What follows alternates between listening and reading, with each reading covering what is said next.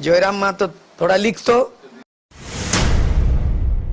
कि हम बोल रहे हैं 32 का नहीं चलतो, हमारे यहाँ 64 का नहीं चलतो, तो क्या चलतो? स्थानीय नीति बनाना होगा जयराम को, बिना कागज देखे। ये नया खिलाड़ी है कि जेबीकेएसएस यानी कि जयराम महतो की पार्टी ने लोकसभा चुनाव में किस्मत आजमाई, अच्छा खासा वोट मिला, हालांकि जीत नहीं पाए। जयराम महतो का आपने देखा होगा जब परिणाम सामने आया तो तीसरे पोजीशन पे थे, 3.25 लाख वोट प्राप्त किए थे। विधानसभा चुनाव के लेकर पूरे तरीके से तैयार है। तो क्या लगता है कि किस तरीके से जेबीकेएसएस काम कर रही है अब तक जितना काम हुआ है उनकी ओर से? सियासी में संख्या नहीं गिनी जाती है, मुंडी देखे जाते हैं। 1 एमएलए 2 एमएलए 1 एमपी, जो जीत गए वही सिकंदर, जो हार गए उसका गिनती नहीं होता है, जो अनाधार बनाया होगा। ये नया खिलाड़ी है सूर्य सिंह बेसरा। छात्र जीवन में ये मिला कि मैं 50 इयर्स पूरा किया, कोई यकीन करेगा? 1974 में जेपी आंदोलन, मैं 9 क्लास के विद्यार्थी, आज 2024 मैं 50 हो गया, उम्र अभी 70 नहीं है, 2 साल बाकी 1970 हो जाऊंगा। कूट कूट के इतना भरा है और इतना कुटाई भी, पिटाई खाया और इतना कुटाई भी किया है। और पढ़ाई और लड़ाई का कितने किताब मैंने लिखा हूं। 72 घंटे में झारखंड बनाने वाले नायक है। तो राजनीति भाषण से नहीं बनता, डमरू बजाने से भीड़ जुटता होगा, भाषण देने से होता होगा हीरो हीरोइन का। ये राजनीति हीरो हीरोइन का स्टाइल नहीं है, नीति का बात है। कहा गया है कि एजुकेशन, आपका जो विजन है सेम वैसा जयराम महतो का भी विजन है। मैं दे दूंगा कि हम बोल रहे हैं 32 का नहीं चलतो, हमारे यहाँ 64 का नहीं चलतो, तो क्या चलतो? जयराम माँ तो थोड़ा लिख तो, तब मानेंगे जयराम माँ तो लिख रहा है। सूर्य सिंह बेसरा ऐसे ही बाल नहीं पका है। तो से एक बार भी बात हुई थी, स्थानीय नीति बनाना होगा जयराम को, बिना कागज देखे। जयराम माँ तो भी सरकार बनाएगा ना तो ब्यूरोक्रेट बनाएगा, ड्राफ्ट IAS बनाएगा। सूर्य सिंह बेसरा होगा तो नीचे पढ़ेंगे, नीचे अपना बनाएंगे।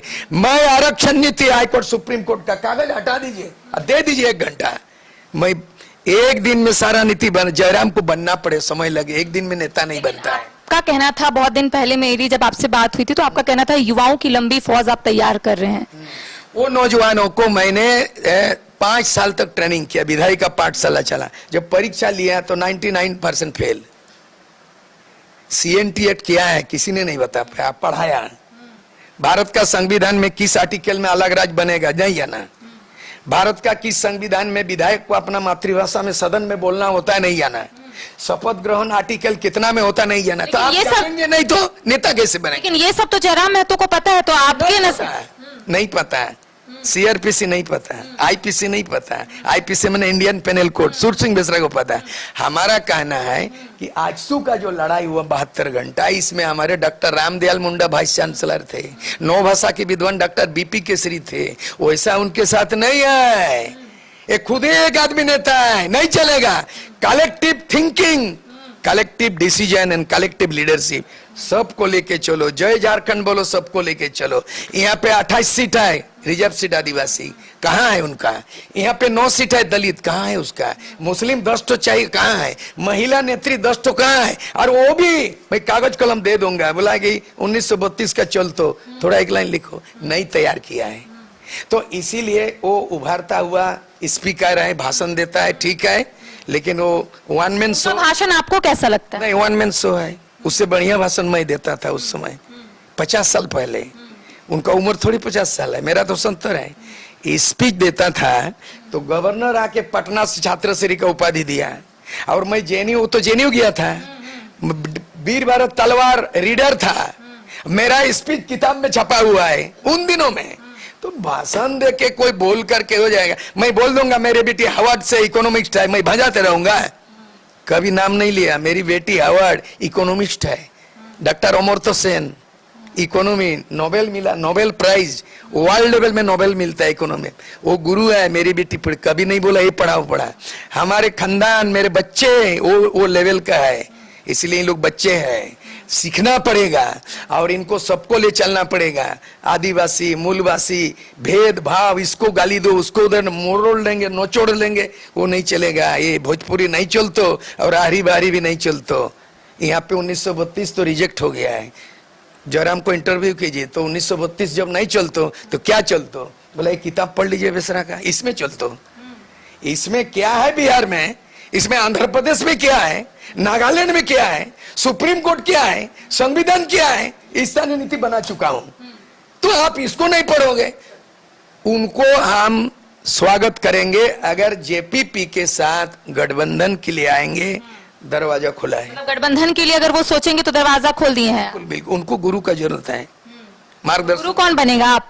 गुरु तो अभी एक तो शिबू सोरेन गुरु है, हम उसका गुरु क्यों बनेंगे? आप गुरु क्यों मानेंगे? हमारा कहना है ज्ञान चाहिए उसको, उसके साथ जो एनर्जी है उतना ही में राजनीति नहीं होगा। अगर आम आदमी पार्टी बना, केजरीवाल बनाया, तो कौन? किरण बेदी था कि नहीं? था कि नहीं? कुमार विश्वास था कि नहीं? है? आशुतोष था कि नहीं? कितने, उसके बाद ये प्रशांत भूषण था कि नहीं? सुप्रीम कोर्ट का आम आदमी यही बना, सब विद्वान बनाया। तो हमारे साथ भी वैसे ही विद्वान था। मैं देख रहा हूँ वन मैन शो है, लेकिन चुनाव लड़े, जीतने के बावजूद भी उनको बेसरा की तरह ऐसा लिखना पड़ेगा। वो अभी परिपक्व नहीं है, नया है, सीखना पड़ेगा। एमए और बीए डिग्री से राजनीति नहीं होता, अनुभव, ज्ञान। हमको एमएलए का ज्ञान है, ठीक है। आज हम 40 साल पहले एमएलए हुआ करता था, और टेबल टॉक जो कि मैं देखता हूँ, वो खतियान का आंदोलन शुरू किया भाषा का विरोध में। खतियान का रिजल्ट नहीं है कहीं भी, बता देगा कि टेबल टॉक हुआ। लेकिन मैं बता दूंगा, ये राजीव गांधी और सूरज सिंह बेसरा यहाँ पे आए, फोटो एग्रीमेंट किया हुआ है, वैसा रिकॉर्ड नहीं बनाया है, खाली जुलूस जुलूस जुलूस। चलिए, बातचीत के बाद ये पता चला कि अगर जयराम महतो की पार्टी गठबंधन करना चाहती है जेपीपी से, तो वो गठबंधन कर सकती है, दरवाजा खुला हुआ है। साथ ही साथ झारखंड की मौजूदा राजनीतिक हालातों पर आज हम चर्चा की। हमारे साथ पूर्व विधायक सूर्य सिंह बेसरा थे, इन्होंने क्या कुछ कहा आपने सुना। फिलहाल मुझे और सहयोगी विकास को दे इजाजत, नमस्कार। नए अनुभव, जोश और उमंग का बेजोड़ संगम है छोटा नागपुर वाटर किंगडम। यहां आपको पुल पार्टी से लेकर वाटर वेव का होगा एकदम नया अनुभव। सबसे ज्यादा स्लाइड वाला राज्य का पहला वाटर पार्क का नाम है छोटा नागपुर वाटर किंगडम। तो परिवार के साथ आए रातू फन कैसल के पास स्थित छोटा नागपुर वाटर किंगडम।